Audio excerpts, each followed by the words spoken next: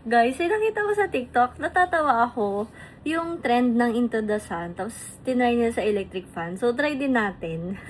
Ito nga pala yung gagamitin natin na electric fan. This is from Astron. And mura lang to. Sobrang gusto ko yung kulay niya. Kasi alam niyo yun, simple lang. Tapos basic color, aesthetic, ganyan.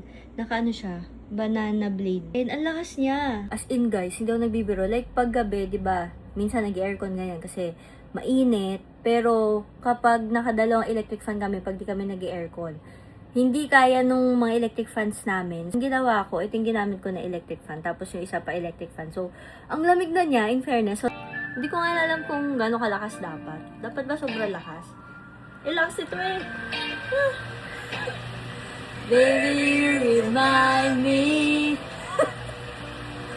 I want someone like you.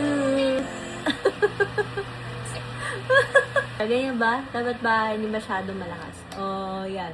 Dying, someone like you, honey. No one like you. Ang saya, nalibag naman ako.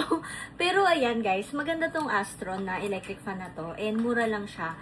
Tapos, hindi siya ganun ka-bulky. So, okay na okay siya if ever maliit yung space nyo. And sobrang minimalist ng design niya. Hindi siya parang loud colors, ganyan na parang hindi na maganda tingnan sa bahay nyo. Tapos guys, ang pinakagusto ko din dito is meron siyang 1-year warranty. So, pwede siyang gamitin ng gamitin if ever masira. Meron naman 100 na mga service center. So, sobra tagang maalagaan itong electric fan nyo. Ever gusto nyo na electric fan na maganda, super sulit, and mura lang, Astron na yung hinahanap nyo.